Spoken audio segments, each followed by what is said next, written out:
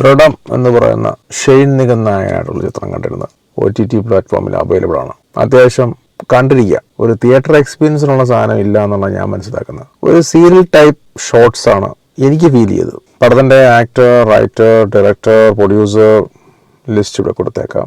ഇതിപ്പോൾ ഹോട്ട്സ്റ്റാറിൽ അവൈലബിൾ ആണ്. ഈ പടത്തിന്റെ ഹൈലൈറ്റ് ഈ പടത്തിന്റെ ക്ലൈമാക്സ് തന്നെയാണ്. പടത്തിന്റെ ആ ഒരു സ്റ്റോറി, ഇൻവെസ്റ്റിഗേഷൻ ത്രില്ലർ, പിന്നെ അതിന്റെ ആ ഒരു ജേർണി ഉണ്ടല്ലോ, ഇൻവെസ്റ്റിഗേഷനിലോട്ട് പോകുന്ന ജേർണി, ആ ജേർണി എനിക്കത്ര സാറ്റിസ്ഫൈഡ് ആയിട്ട് തോന്നുന്നു. കാരണം വെച്ചാൽ ഒരു സീരിയൽ ടൈപ്പ് ഒരു പ്രസന്റേഷൻ ആയിട്ടാണ് എനിക്ക് ഫീൽ ചെയ്തത്. എല്ലാവരും ഡയലോഗ് ഡെലിവറി ചെയ്യാൻ വേണ്ടി ഇങ്ങനെ റെഡി ആയിട്ട് നിൽക്കുകയാണ്. സാർ വന്നിരുന്നോ? ആ സീരിയൽ എടുത്ത് വെക്കുന്ന ഒരു പാറ്റേൺ ഉണ്ടല്ലോ, പാറ്റേൺ സെയിം പ്രസന്റേഷൻ.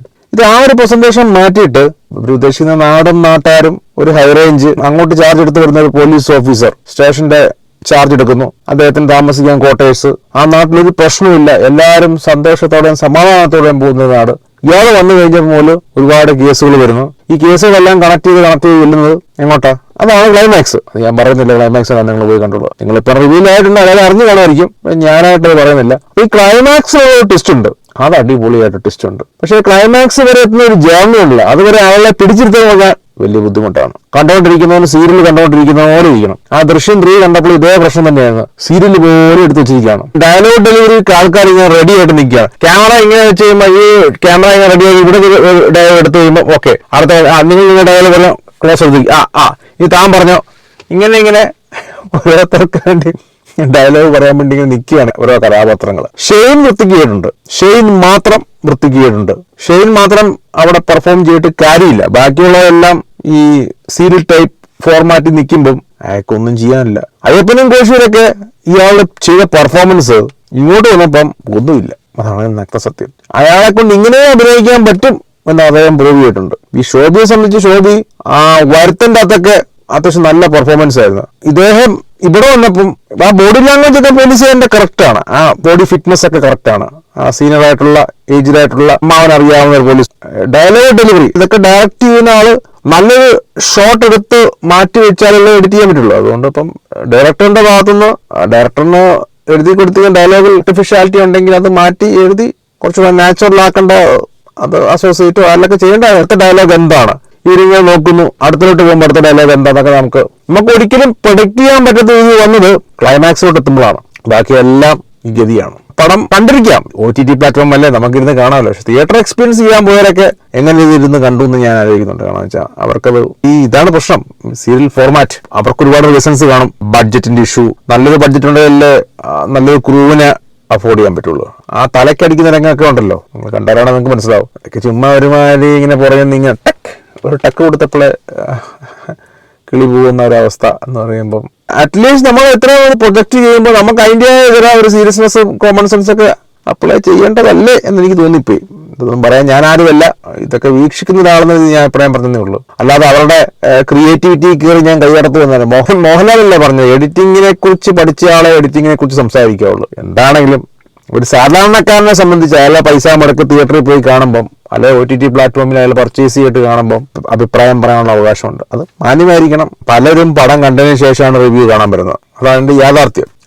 അതുകൊണ്ട് പടത്തിന്റെ ഒരു ബ്രീത്തിങ് സ്പേസിനെ ബാധിക്കുമെന്ന് ചോദിച്ചു കഴിഞ്ഞാൽ ഒരു 25% ബാധിക്കുകയുള്ളൂ, 100% ബാധിക്കുമെന്ന് ഞാൻ പറയില്ല. എന്താണെങ്കിലും ഷെയ്ൻ ആ പോലീസ് ഡ്രസ്സിൽ വരുന്നതും അറേഞ്ച് ചെയ്ത് മൂന്നാർ പോലത്തെ ഒരു തേരത്തോട്ടക്കുള്ള കാർ ഓടിച്ചു പോകുന്നത് അതൊക്കെ പക്കാ സീരിയൽ ഫോർമാറ്റ്. അവിടെ നിന്ന് ഒരു കോൾ വരുന്നു, അമ്മാവൻ വിളിക്കുന്നു, അമ്മാവൻ പറയുന്നു ചാർജ് എടുക്കണം, ഇതാണ് അത് രഞ്ജി പണിക്കറാണ് പുള്ളിയുടെ സംസാരിച്ചിട്ട് അങ്ങനെയുള്ള പുള്ളിയുടെ സാധനമുണ്ടല്ലോ, അതൊക്കെ പുള്ളി എടുത്തിട്ട് അമ്മാവൻ ജോലി ചെയ്യുന്ന അന്നുണ്ടായിരുന്ന സഹപ്രവർത്തകൻ, അതാണ് ശോഭയുടെ ക്യാരക്ടർ. അപ്പം അയാളവിടെ ഉണ്ട്, അയാളെ കാണുന്നു. സ്റ്റേഷൻ ഇൻചാർജ് വരുന്ന ഓഫീസറാണല്ലോ, അപ്പൊ അയാൾക്കുള്ള കോട്ടേഴ്സ് വേണം. ഊണ് കഴിക്കാൻ പോകും, സാർ ഊണ് കഴിക്കാൻ പോവാം, ഇവിടെയാണ് നല്ല ഊണ് കിട്ടുന്നത്, സാർ കൊടുക്കണ്ടായിരുന്നു. അതൊക്കെ പക്കാ സീരിയൽ സാധനമാണ്. ആ ഒരു കവർച്ച നടക്കുന്ന ബാങ്കിന്റെ അവിടെയൊക്കെ ക്യാരക്ടർ ചെയ്യുന്ന ആർട്ടിസ്റ്റുകളും ജൂനിയർ ആർട്ടിസ്റ്റുകളും ഒക്കെ ഡയലോഗ് പറയാൻ വേണ്ടി ഇങ്ങനെ മുട്ടിലിക്കുക. സാർ ഞാൻ പറഞ്ഞോട്ടെ, എന്നാ പിടിച്ചു, ആ രീതിയിലോട്ടുള്ള ഒരു പെർഫോമൻസ് ആണ് എനിക്ക് ഫീൽ ചെയ്തത്. പൊളിറ്റീഷ്യനായിട്ട് പറയുന്ന ഒരു പുള്ളി ഉണ്ടല്ലോ അതിനകത്ത്, അങ്ങനെയൊക്കെ അത്യാവശ്യം നല്ല രീതിയിൽ ഡയലോഗ് പ്രസന്റ് ചെയ്യുന്ന ആളാണ്. അങ്ങനെയൊക്കെ വെറുതെ അവനൊരു കേസ് നടക്കുന്ന ഞാൻ പുറത്ത് പോകാൻ നിൽക്കുക എന്നൊക്കെ പറഞ്ഞൊക്കെ എന്താ ഒരു പുള്ളിക്ക് നല്ല ലൈവായിട്ട് പെർഫോം ചെയ്യുന്ന ഒരാൾ ഇവിടെ വന്നിട്ട് വെറുതെ എന്തൊക്കെയോ പറഞ്ഞിട്ട് പോയി. പിന്നെ ആ ഒരു അച്ചായൻ ക്യാരക്ടർ, അങ്ങേര് പുള്ളി രാത്രി പരിപാടിക്ക് പോകുന്നു, അവിടെ വെച്ച് പുള്ളിയെ കുത്തി കൊല്ലാൻ നോക്കുന്നു, നാട്ടുകാർ ഓടി കൂടുന്നു. അതൊക്കെ കൊല്ലാൻ വന്ന കൊലയാളിയുടെ ക്യാരക്ടറൊക്കെ ചെയ്യുന്ന പുള്ളിയുണ്ടല്ലോ, അയാളൊക്കെ ആയിരുന്നു. ആ സ്റ്റേഷൻ രംഗങ്ങൾ മൊത്തം സീലിൽ വരുന്നുണ്ട്, പക്കാ സീലിലടിക്കും സ്റ്റേഷൻ രംഗം. ചില ക്യാരക്ടേഴ്സ് ഒക്കെ കുറച്ചുകൂടെ ഹോംവർക്ക് ചെയ്യേണ്ടതായെന്ന് എനിക്ക് തോന്നിയിട്ടുണ്ട്. അതാണ് നല്ല രീതിയിലൊരു ഔട്ടായിരുന്നെങ്കിൽ ആളുകൾക്കിടയിലോട്ട് കുറച്ചുകൂടെ റീച്ച് കിട്ടുമായിരുന്നു. ഇത് എടുത്തു വെച്ചിട്ട് പിന്നെ എഡിറ്റിംഗിലോട്ട് വരുമ്പോൾ ഒന്നും ചെയ്യാനില്ല. അതാണ് ഒന്നാമത്തെ കാര്യം. ഇൻവെസ്റ്റിഗേഷൻ ത്രില്ലൊക്കെ എടുത്ത് വരുമ്പോൾ ഷോർട്സിന് ഇമ്പോർട്ടൻസ് ഉണ്ട്. ഓർക്കാൻ മാത്രം വലിയ ഒരു ബാക്ക്ഗ്രൗണ്ട് മ്യൂസിക് ഒന്നും എനിക്ക് തോന്നുന്നില്ല. ആ ഒരു ഫീല് കിട്ടുന്ന രീതിയിൽ എന്തായാലും നമുക്ക് ആ ഇടിപ്പ് കിട്ടുന്ന രീതിയിൽ സാധനങ്ങളുണ്ട്, അതൊന്നുമില്ല, പോരാ.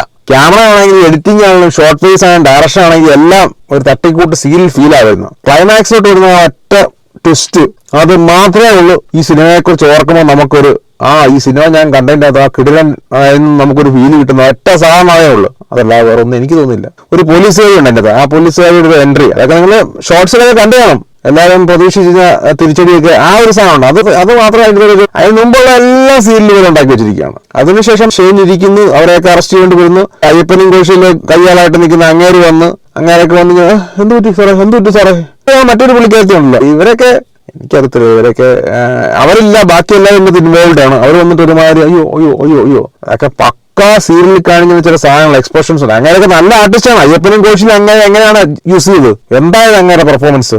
ഇവിടെ വന്ന ഓരോ ക്യാരക്ടേഴ്സും ഈ ഷെയ്ൻ ഒഴിച്ച് ബാക്കി എല്ലാവരും എതിരോ വേണ്ടി തിളക്കുന്ന സാമ്പാർ എന്ന് പറഞ്ഞിട്ട് അതെല്ലാം വന്നിങ്ങനെ തിളച്ചിട്ട് പോയി. അത്രേ ഉള്ളൂ. അതാണ് സത്യം പറഞ്ഞു കഴിഞ്ഞാൽ. ഈ ക്ലൈമാക്സ് മാത്രം നമുക്കൊരു സാറ്റിസ്ഫാക്ഷൻ വരും. പിന്നെ ഷെയ്ൻ്റെ ആക്ടിങ്, അത് ഷെയ്ൻ നല്ല രീതിയിൽ പിടിച്ചു കൊണ്ടിട്ടുണ്ട്. ആ ഒരു യങ് പോലീസ് ഓഫീസർ എന്നുള്ള ആ ഒരു സാധനം ഷെയ്ൻ നല്ല രീതിയിൽ അതിൻ്റെ ആ ഒരു മീറ്റർ പിടിച്ചിട്ടുണ്ട്. അത് നമുക്ക് കാണുമ്പോൾ അറിയാം. ബാക്കിയെല്ലാം കുറച്ചുകൂടെ പണിയെടുക്കാമെന്ന് നമുക്ക് കീനായിട്ട് ഒബ്സർവ് ചെയ്തതിനു ശേഷം ഞാൻ ഇങ്ങനെ പറഞ്ഞതേ ഉള്ളൂ കേട്ടോ.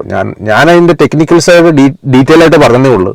നിങ്ങൾക്ക് വീട്ടിൽ തുണിയൊക്കെ അയൺ ചെയ്യാനുണ്ടെങ്കിൽ അയൺ ചെയ്യാം, പച്ചക്കറിയൊക്കെ അരിയുകയാണെന്നുണ്ടെങ്കിൽ അരിയാം. ഇൻസ്റ്റാഗ്രാം ഫേസ്ബുക്കൊക്കെ നോക്കി എന്തെങ്കിലും ജോലി തിരക്കുകളൊക്കെ ഉണ്ട്, ടൈപ്പിംഗ് വന്നിട്ടൊക്കെ അതിൻ്റെ കൂടെ ഇതങ്ങ് നടന്നോളും. അതിനുള്ളതുകൊണ്ട് കണ്ടിരിക്കാം.